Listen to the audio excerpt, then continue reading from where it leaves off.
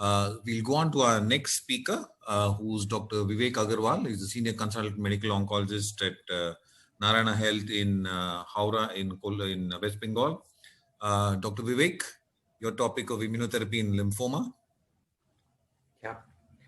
I hope I am well audible and the slides are visible. I thank you, Dr. Sharath, for giving me this opportunity, and it was really an enjoyable experience listening to Dr. Siddharth.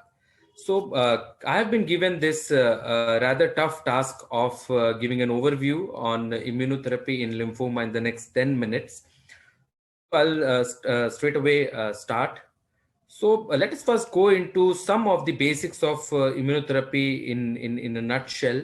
So the immunotherapy, can be different as per the mode of immune action. So it can be antibody mediated or a T cell mediated, NK cell mediated, phagocyte mediated, or an artificial intelligent, designer cell mediated. And it can also be different as per the modes of application. So it can be given either by transferring of certain immune effectors into the body, that is the adoptive immunity, or by vaccines, or by activation of certain endogenous immune effectors, that is the T cell activation by the immune checkpoints. Let us consider this is a tumor cell, and this tumor cell has certain cancer antigens, which are, of course, expressed on the tumor cell as well as secreted, and these cancer cells also has loss of the MHC molecule. So therefore they are immunogenic, and the antigen presenting cells, which are the macrophages and the dendritic cells, they really catch these tumor antigens, recognize them, and once they recognize them, these cells, they link up to the T cells. The antigen is presented to the T cell via the T cell receptor. There is a positive interaction between the receptors and secretion of cytokines by the T cell, which further recruits the T cells in a positive manner. And this T cell is now immune, and it is directed towards the tumor cell to kill the tumor cell. Now, the tumor cell does develop certain negative signals like the PD-L1, which is expressed on the tumor cell, which acts against, interacts with the PD-1 on the T cell, inhibiting the T cell and giving a signal of don't kill. So this is how, the body evades the immune system, and we can harness this by either enhancing the enhancers, that is by, improving our innate immunity, or by inhibiting the inhibitors by, interfacing this interaction between PD-L1 and PD-1 with certain monoclonal antibodies. So this is how we can improve the T cell mediated killing. Now, the antibody mediated killing is classically by the antibody dependent cellular cytotoxicity, antibody dependent cellular phagocytosis, antibody dependent direct toxicity, and the complement dependent cytotoxicity. And this is classically by the antibodies, monoclonal antibodies against the tumor surface receptors. A classical example is rituximab, which is an age-old chemoimmunotherapy, first-line treatment for all B-cell lymphomas. And then there can be certain artificial designer cells. So for example, is the bispecific T cell. So this T cell, this antibody engages the CD3 receptor on the T cell as well as the CD19 on the tumor cell, thereby linking the T cell directly to the tumor cell. And then there can be artificial designer CAR T cell, which we just heard about. And then this is a very interesting newly immune mechanism of activating the macrophages to kill the cells. So the tumor cells again interact with the SIRP alpha, which is there on the macrophages, to inhibit being recognized by the macrophages and by decreasing the antigen presentation. And then this interaction can also be blocked by antibodies, thereby giving the signal to the macrophages to kill the tumor cells. So this is also something which is there. So coming back to lymphoma, so lymphoma is definitely a unique subset for immunotherapy because it is a malignancy of the immune system itself.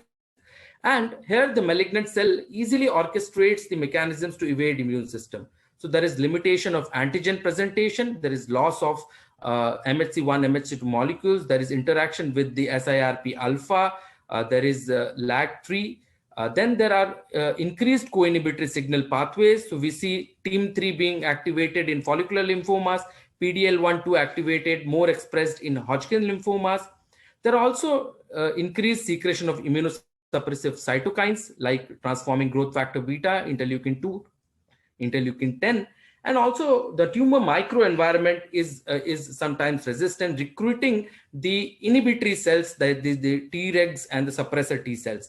And these are the various mechanisms in nutshell how we can harness each of these steps to deliver immunotherapy in lymphoma. So if you give an overview of immunotherapy in lymphoma, so we have monoclonal antibodies, we have the antibody drug conjugates, brentuximab and polatuzumab. We have the bispecific monoclonal antibodies, blinatumomab in CD19, mosunetuzumab for CD20. Then we have the T-cell checkpoint controls, that is the immune checkpoint inhibitors. Then we have the innate immunity checkpoint control, which I talked about, activating the macrophages, the recently tried magrolimab. And then we have CAR T cells, and then we have the allogenic stem cell transplantation.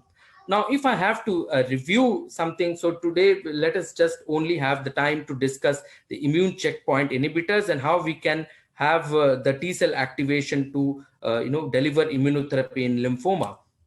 Now, these are the different inhibitory receptors and the activating receptors. And in coming time, we are going to see antibodies, monoclonal antibodies activating these receptors or inhibiting these receptors. And for today's discussion, let us just stick to PD1, PDL1, because this is what we are clinically using. So I'll stick my discussion to this. So looking at the immune checkpoint inhibitors in Hodgkin's lymphoma. So in Hodgkin's lymphoma, the story started in 2008 with the finding that there is increased PDL1 and PDL2 expression in Hodgkin's lymphoma, which was detected on flow cytometry, as well as it was found to be expressed on immunohistochemistry. And this was found to be expressed irrespective whether Epstein-Barr virus was positive or negative. And then they could link this PDL1 expression to the chromosome 9p amplification, which was found. And we can see that this was also found in other types of lymphomas where there is chromosome 9p amplification, like the mediastinal large B-cell lymphomas. But in DLBC as other lymphomas, this PDL1 copy number was not high, so they were not found largely to express PDL1. Now, the Hodgkin's lymphoma Reed-Sternberg cells classically express high levels of PDL1. They have a tumor microenvironment which is very immunogenic, and the question remained whether these will be possible to be harnessed by the PD1 inhibitors. So these were the first phase 1 studies on pembrolizumab and nivolumab, and we can clearly see that in relapsed refractory Hodgkin's lymphomas which were multiply treated, even with brentuximab vedotin, so we could see that treatment with nivolumab or pembrolizumab could produce a very remarkable 70-80% response rates with even 20% near CR rates. Now this led to phase 2 registration studies. So this is the phase 2 Checkmate 205 study where they looked at the role of nivolumab monotherapy in relapsed refractory Hodgkin's lymphoma in different cohorts. So the cohort A was naive of brentuximab. Cohort B, they were exposed to brentuximab and also autologous stem cell transplant, whereas cohort C was brentuximab either before or after autologous transplant. And this is the pembrolizumab Keynote 087 study. So here too, the single agent pembrolizumab was used in relapsed refractory Hodgkin's lymphoma in different cohorts. Cohort 1 was the subset which had progressed after transplant as well as subsequent brentuximab. Cohort 2 had those who had failed salvage chemotherapy and were ineligible for transplant or had failed brentuximab therapy, as well as cohort 3 was that who had failed autologous transplant and was not treated with brentuximab post-transplant. So in all these resistant cohorts of relapsed refractory Hodgkin's, so we can see that pembrolizumab here also achieved almost 70% response rates with nearly 20% CR rates, and the similar were the results with nivolumab in the subset where it was exposed post transplant as well as post brentuximab. And if you look at the subset which was post transplant but without brentuximab, here also very similar results, almost 70% response rates with 20% CR rates. Now, one thing which is very different from brentuximab that we see with immunotherapy. So what we can see here is that there is a tail to the survival curves. So if you have exposed these patients to brentuximab and they have complete response, so these patients sometimes go on to have a higher PFS and sort of a stable tail. But in brentuximab, if the patients have partial response or stable disease, eventually 4 to 5 months they are progressing, and the curve falls down. Now, this is something very different that we see in immunotherapy. That once they are exposed to immunotherapy, even though they are CR or whether they are PR or whether they are having stable disease, there is a subset of patients which will continue to be in response and not progress. So this is something which is very different in immunotherapy. And of course, the patients who have CR have a higher rate of response, a higher rate of higher progression-free survival as compared to those patients who have partial response as compared to those who had stable disease.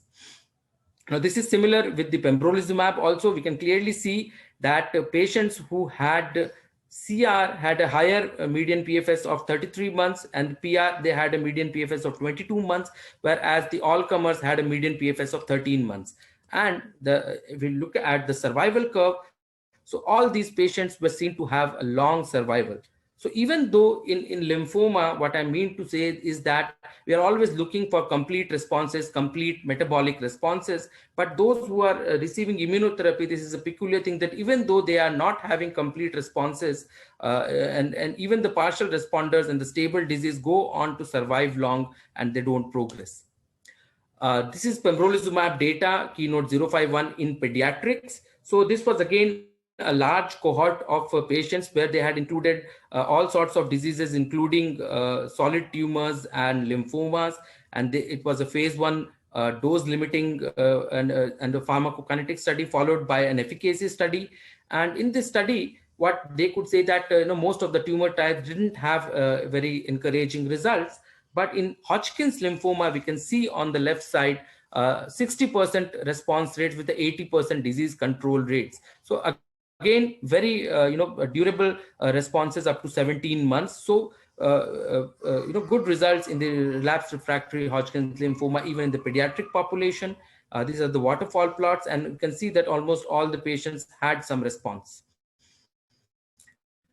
Again, this is only phase 3 study that is available, which is KEYNOTE-204, pembrolizumab versus brentuximab in relapsed refractory Hodgkin's lymphoma. So in this study, they compared 1:1 pembrolizumab versus brentuximab. This was published last year. All the patients had relapsed refractory Hodgkin's lymphoma post autologous stem cell transplant, or they were ineligible for autologous transplant, had failed first line treatment. And what we can see here is that pembrolizumab had a significantly higher median progression-free survival of 13 months as against to brentuximab of 8 months. So clearly showing that in all the subsets, the data was favoring pembrolizumab. And if you look at the response rates, again, pembrolizumab showing a higher response rate of 65% as against 54% with brentuximab. And the median duration of response, again, 20 months with pembrolizumab as against 13 months in brentuximab. So pembrolizumab clearly winning over brentuximab. Again, combination nivolumab and brentuximab is also being evaluated as a salvage treatment prior to transplant in relapsed or refractory Hodgkin's lymphoma. So what we could find here was that the complete responses were increased, as opposed to single agent brentuximab or single agent nivolumab. So 85% objective response rate with almost 63% complete responses. So again, we all discussed the role of PD-1 inhibitors, but again, if we are targeting the PD-L1 ligand in Hodgkin's lymphoma, will it be effective? And this is again a phase 1 study on avelumab. And here also we can see similar great results with avelumab also, again exploring the same theory that there is high expression of PD-1 and PD-L1 in the Hodgkin's lymphoma tumor microenvironment, and even with PD-L1 blockers we can explore this. Again, combination of pembrolizumab. So we had all seen the immune checkpoint inhibitors being explored in relapsed and refractory setting. Now this is the study in the first line setting with chemotherapy. So pembrolizumab in this patient, this was a single arm study where patients were given 3 doses of pembrolizumab followed by an interim PET, which is followed by 2 cycles of AVD, and then further AVD, either 2 to 4 cycles in the early unfavorable subset or 4 cycles in the advanced subset, followed by an end of treatment PET. So all the patients were either early unfavorable Hodgkin's lymphoma or advanced Hodgkin's lymphoma, and this is the remarkable results that you see. So all 37% patients achieved CMR only with pembrolizumab, and after 2 cycles of AVD, 100% patients had sustained CMR. So 100% CMR in advanced Hodgkin's lymphoma is a remarkable result, which is not even achieved with escalated BECOP. So a great result. And similarly, Checkmate 205 also explored the nivolumab monotherapy followed by combination with AVD, and here also we can see that the end of therapy almost 80% CMRs in this population. Coming to the toxicities in lymphoma. So again, there are no different toxicities of these checkpoint inhibitors as against the solid tumors. But one thing that I would want to point out is more neutropenias that you are going to see. This is because of the immune cells, are itself involved. So that is the reason why you get more neutropenias in lymphomas, but you don't get this neutropenia in solid tumors when you are treating with immune checkpoint inhibitors. If you're talking about other lymphomas, so again, the data is not really good for other lymphomas. The data for other large B lymphomas was not very good, except the primary mediastinal B-cell lymphomas, where you got around 40 to 45% response rates. Follicular lymphoma, again, there were some studies where in combination they were able to get 40% response rates. In chronic lymphocytic leukemia, where there was 0% response rate, but the transformed ones where they had Richter syndrome, there the results were good with some studies showing 20 to 40% response rates. Also, other lymphomas where they think that probably the immunotherapy is going to work are the ones which are virus related or EBV related because of the immunogenic profile there. CNS lymphomas, testicular lymphomas, and the PMBCL. So this table in short represents the results of so far studies on immune checkpoint inhibitors in other lymphomas other than Hodgkin's lymphoma. And we can see that in some of the lymphomas, we have some good response rates. However, the results haven't been as encouraging as in Hodgkin's. Now, just last 2-3 slides on certain peculiarities that we see in immunotherapy in lymphoma.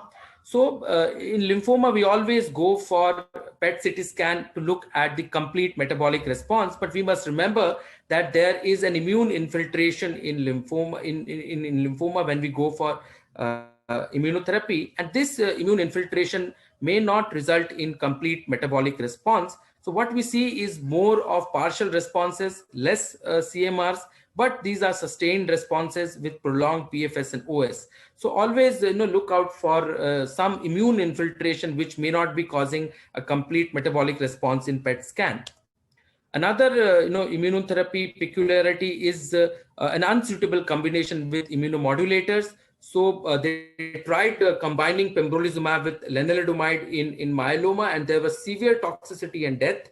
So this combination is being explored in lymphoma. We don't know whether this result is going to be there in lymphoma, but this is a risky combination that we should remember. ATLL, again, immunotherapy was tried in adult T-cell leukemia lymphoma, and all 3 patients in the study had hyperprogression and the trial was stopped.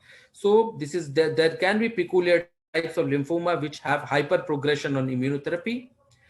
And patients who go on to have allogenic hematopoietic stem cell transplantation post immunotherapy, so they are going to have a high rate of transplant related complications such as hyperacute graft versus host disease, severe graft versus host disease, steroid requiring febrile syndromes, veno-occlusive syndromes, and other immune related adverse reactions. And conversely, there are even reports of acute GVHD developing again when these patients relapse post allogenic transplant and they are treated with immunotherapy. So this is another peculiarity. So this is my last slide. This is a short overview of immunotherapy in lymphoma, and we really see that it is an ongoing evolution, and or rather a revolution. So thank you for patient listening.